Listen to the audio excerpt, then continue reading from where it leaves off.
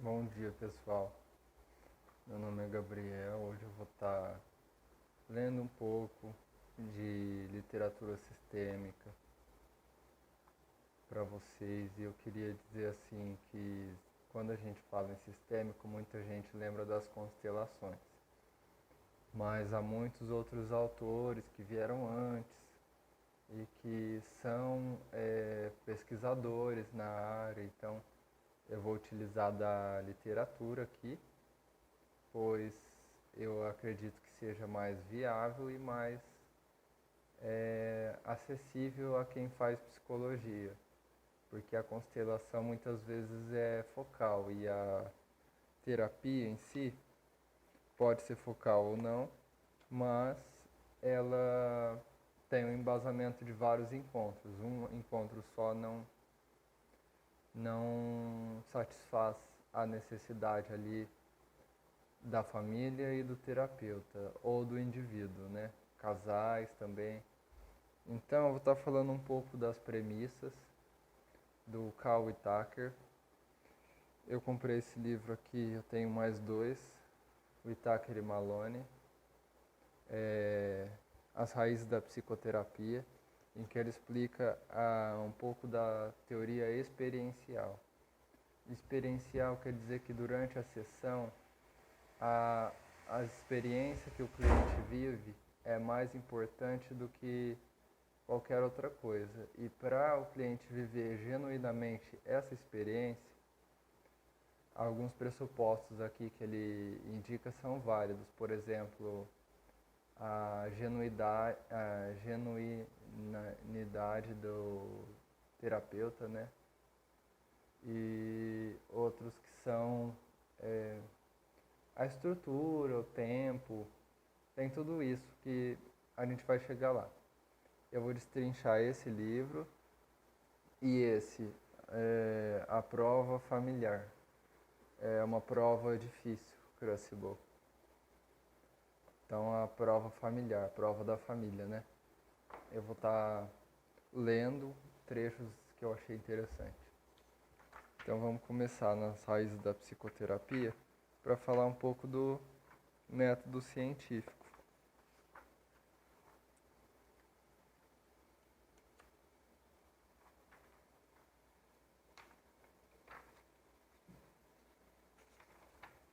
Aqui ele fala: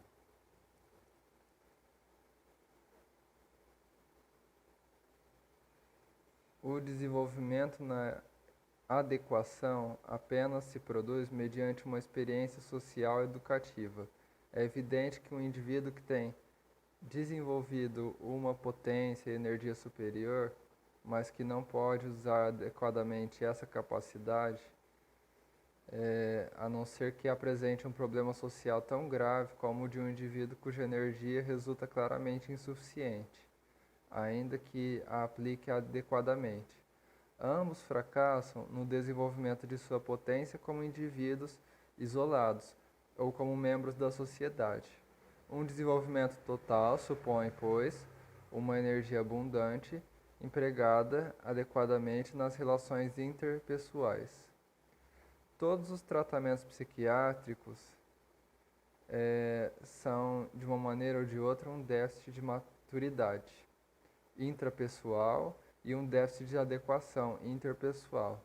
Certos psiquiatras concedem muito maior importância ao desenvolvimento da adequação do indivíduo no ajuste social. Se dispõem de muitas técnicas para aumentar a adequação dos indivíduos, enquanto que, ao contrário, as técnicas de desenvolvimento da maturidade têm sido até agora pouco estudadas. Então, esse livro foca muito nisso, na técnica para desenvolver a maturidade no processo terapêutico como um todo, né? Agora eu vou citar um pouco do capítulo do inconsciente criador. Um dos progressos mais importantes é a crença de que o inconsciente é algo mais do que o substrato da patologia. É também um setor de nossa pessoa que pode ser utilizado de maneira produtiva e criadora. também coordena nossas experiências vitais fundamentais, que podem ser às vezes patológicas, mas com maior frequência são construtivamente formativas. Há uma maior confiança hoje no inconsciente na investigação científica e equivale à inclusão do inconsciente em nossas teorias epistemológicas. O reconhecimento dessa faculdade dentro do método científico é pouco valorizado ainda, mas sempre foi um papel de primeira ordem, inclusive quando a gente não sabia. O inconsciente é um colega produtivo da consciência em seus esforços para decifrar a natureza. São as intuições subjetivas. De lá, não só se obterá uma maior objetividade no sentido clássico, também uma maior produtividade no sentido moderno. Ele está falando em prol, né, do inconsciente criador para essa produção de ciência, essa produção experimental de ciência, enquanto psicoterapeuta ou enquanto cientista também.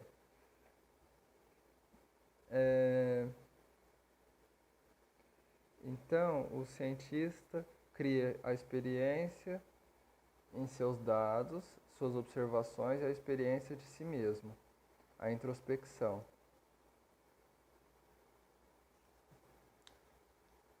A investigação em psicoterapia ainda é pouco estudada porque as variantes são muito numerosas e estão tão entremeadas que quase é impossível generalizar corretamente. Muitas poucas provêm da pura indução. A indução pode dar validade. Parece ainda mais obscuro a origem nas ciências biológicas, ainda que, ao menos até o presente, os métodos matemáticos dedutivos tenham muita pouca aplicação na investigação em psicoterapia. Seria muito útil conhecer os passos que têm seguido os biólogos para desenvolver novas teorias. As generalizações, dessa forma, têm uma qualidade estática muito distinta de sua origem viva.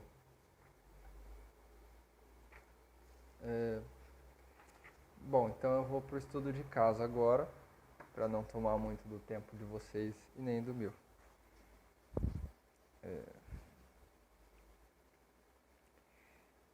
Vamos lá. Capítulo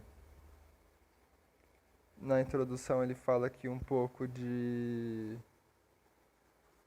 que ele, o Augusto, que é quem escreve, ele era coterapeuta do Whittaker e eles escolheram uma família cujo tratamento tem sido gravado em fita de áudio e que ele estudou cuidadosamente. E aí ele começou a escrever da memória, desenhando uns episódios de outros casos também nesse processo de terapia fictícia que ele vai colocar aqui. Então fica um composto de várias experiências em terapia de família. O Carl, que é Carl Whittaker, tem um sutil e indireto método artístico ali na terapia. Ele usa um pouco o paradoxo, a metáfora e o humor. A omissão no livro é consequência da visão do escritor através dos seus próprios olhos desses métodos. Quando o Carl fala para a família, ele às vezes fala a língua da mente inconsciente. Já o Augusto, durante esse processo, ele tende a usar a mente consciente. Felizmente ou infelizmente, a linguagem é predominante dele no livro aqui, mas tem também falas do Whittaker. Um belo dia, o Carl chamou o Augusto para ver uma família nova com ele. Perguntou quantos na família antes do atendimento. Ele era um parceiro ali na clínica do Whittaker, no departamento de psiquiatria, e eles foram para a clínica do Whittaker. Chegando lá, o Augusto, né, sentiu um momento estranho, não saber se eu apertava a mão ou não. Tinha um componente social no começo da terapia familiar, mas tem também uma distância profissional. Eles acenaram e falaram prazer em conhecê-los. A família falou, obviamente sem sentir isso. Ainda, ele reparou que o pai da família era genial e alto, com o ombro quadrado, que usava óculos. Ele olhava para mim num olhar perceptivo, apesar de recolhido, como se ele fosse se machucar. Ele aparentou tudo de uma vez, assertivo, alerta, amigável e com medo. A postura hesitante, os óculos, as vestes. Claramente, o seu trabalho envolvia o uso do intelecto. A mulher não ofereceu para apertar a mão. Uma mulher mais esbelta e que aparentava depressiva naquele momento, com um colar de prata em cima do seu casaco. Ele percebeu que talvez ela estaria nervosa durante aquela situação e também depressiva, apesar do sorriso dela. A adolescente sorriu vagamente e era mais bonita que a mãe. Ela parecia muito ansiosa e muito nervosa. Depois que ela fez assim com a cabeça cumprimentando, ela olhou para baixo como se tivesse com vergonha, apesar de identificar ela mesma como isso, a razão da família estar lá. Né? Nesse caso, era a identificação que os pais deram para ela, essa cadeira. Essa adolescente, então eles foram lá, sentados na cadeira, enfim. Ele estava lá fumando o cachimbo dele, o cal. Augusto disse, então, minha voz relaxada, pode me contar algo sobre a família pro cal. Nós deliberadamente guardamos essas conversas sobre o caso da família para quando ela estiver diante da gente. Desse jeito, eles sabem exatamente o que nós sabemos sobre ele e nós já estabelecemos uma terapia aqui no início, tem comunicação aberta. Bom, Cal disse, hesitante.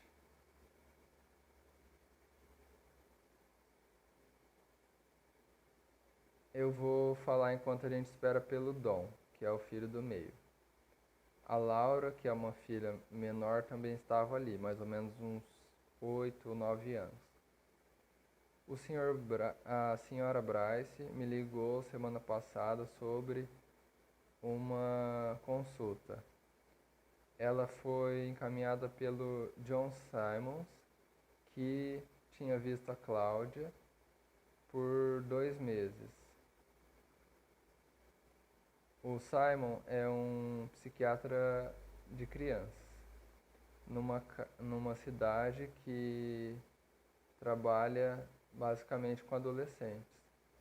O John sentiu que as coisas não estavam melhorando e a família aparentou concordar. Sobre o telefone, a senhora Bryce falou principalmente sobre os problemas dela e da Cláudia, que elas tinham brigado muito e como a Cláudia começou a fugir de casa e ela estava preocupada com o número de vezes que isso acontecia. A senhora Bryce sentia que a Cláudia tinha algumas ideias estranhas. Aparentou como se o estresse na família fosse muito alto e a senhora Bryce estava com certeza de que ia começar a envolver todo mundo.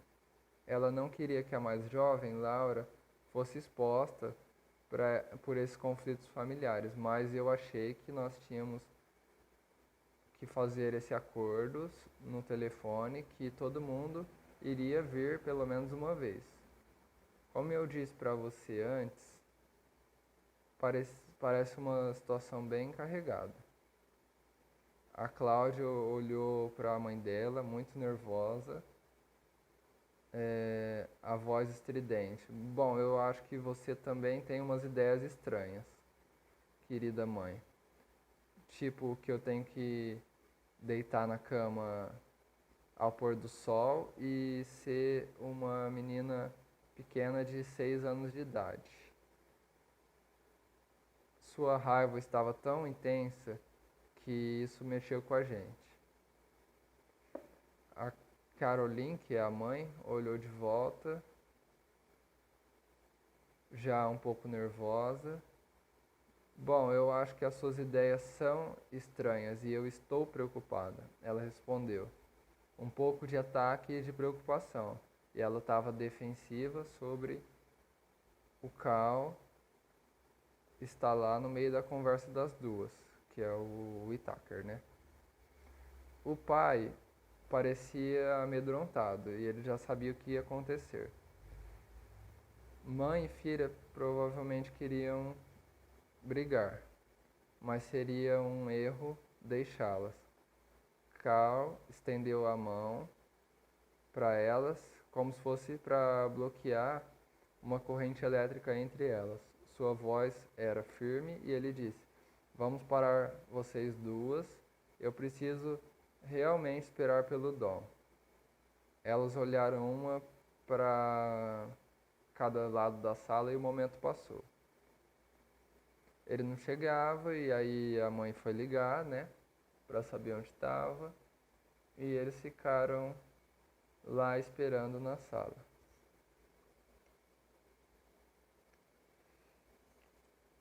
Ali no canto da sala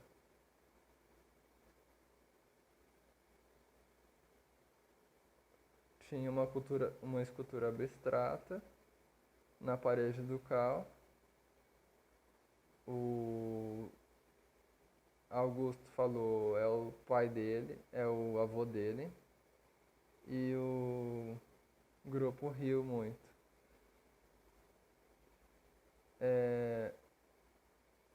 E se você acha que é estranho, imagina como é que era a avó, ele falou para o pessoal. Dessa vez eles riram mais. E a senhora Bryce saiu do telefone para ver o que estava acontecendo, porque eles estavam rindo.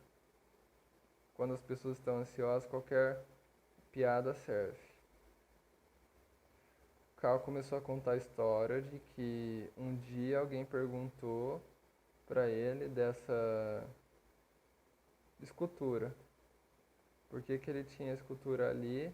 E ele falou que os pacientes tinham muitas associações olhando para ela. Todo mundo via algo diferente. Perguntaram o que eu achei e o que apareceu de repente na minha cabeça foi uma ideia louca. É os ossos do meu avô.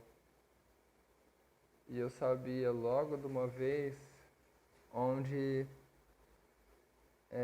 veio a ideia de ter essa escultura, porque eu sou mais suave e o meu pai também era mais suave, mas o meu avô era uma pessoa dura que quando teve gangrena cortou o próprio dedão do pé com uma faca de bolso. Ele não precisou de nenhum doutor. Bom, eu achei que eu tinha que comprar essa escultura porque eu estava tentando apegar um pouco desse aço que estava no meu avô, alguma dessa dureza dele.